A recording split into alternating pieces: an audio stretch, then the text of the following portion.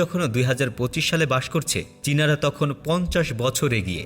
আমাদের দেশে একটা ওভারব্রিজ বা কালভার্ট বানাতে মাসের পর মাস লেগে যায়, সেখানে পুরো একটি রেলওয়ে স্টেশন তৈরি হয়েছে মাত্র 9 ঘন্টায়। এই অবাক করা ঘটনাটি ঘটেছে চীনের ফুজিয়ান প্রদেশে। 1500-র বেশি প্রকৌশলী, শ্রমিক আর কর্মী একসাথে কাজ করে এই অসম্ভবকে করেছে সম্ভব। রেল যোগাযোগ যেন বিঘ্ন না হয় সেজন্য মধ্যরাতে শুরু হয়েছিল কাজ, আর সকাল না হতেই রেল লাইন, স্টেশন বিল্ডিং, বিদ্যুৎ সংযোগ, সিগন্যালিং সবকিছুই তৈরি হয়ে গেছে। চীনের এই রেলওয়ে স্টেশন নির্মাণ ছিল শুধু দ্রুতই নয়, বরং নিখুঁত পরিকল্পনা ও কার্যকর ব্যবস্থাপনার অসাধারণ একটি উদাহরণ। এখানে প্রতিটা মুহূর্ত ছিল মূল্যবান।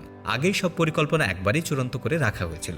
কে কখন কি করবে, কোন যন্ত্র কোথায় চালু হবে, সবই ছিল মিনিটে মিনিটে হিসাবের মধ্যে। পুরো জায়গাটিকে ভাগ করে ফেলা হয়েছিল কয়েকটি আলাদা আলাদা সেক্টরে। প্রতিটি টিম দায়িত্ব নিয়েছিল নির্দিষ্ট একটি অংশের। এর ফলে একসাথে অনেকগুলো কাজ চলতে পেরেছে, একটাও সময় নষ্ট হয়নি। সবচেয়ে চমকে দেওয়ার মতো বিষয় হলো তারা 7টি নতুন রেল লাইন এবং 9টি নতুন ট্রাক সুইচ বসিয়েছে এই সময়ের মধ্যেই। ভাবা যায়, এমনকি একটি মাত্র ট্রাক পরিবর্তনেও আমাদের দেশে ঘন্টার পর ঘন্টা আটকে থাকে ট্রেন। সেখানে চীন একসাথে 9টি সুইচ বসিয়েছে, তাও মাত্র কয়েক ঘন্টায়। অনেকে ভাবতে পারেন এটা কি নিরাপদ? এত তাড়াহুড়ো করে কাজ করলে কি ভবিষ্যতে সমস্যা হবে না? কিন্তু আসল বিষয় হলো এই 9 ঘন্টা শুধু গঠনমূলক কাজের সময়। এর আগে কয়েক মাস ধরে চলে এসেছে প্রস্তুতির কাজ।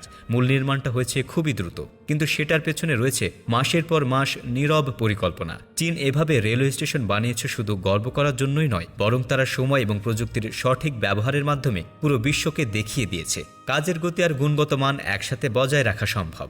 এমন কৌশল যদি আমাদের অবকাঠামো নির্মাণে কাজে লাগাতে পারি, তাহলে অচিরেই আমাদের দেশের উন্নয়নের গতিশীলতা অনেক গুণ বেড়ে যাবে। আপনি কোন জায়গা থেকে এই ভিডিওটি দেখছেন তা আমাদের কমেন্ট করে জানিয়ে দিন।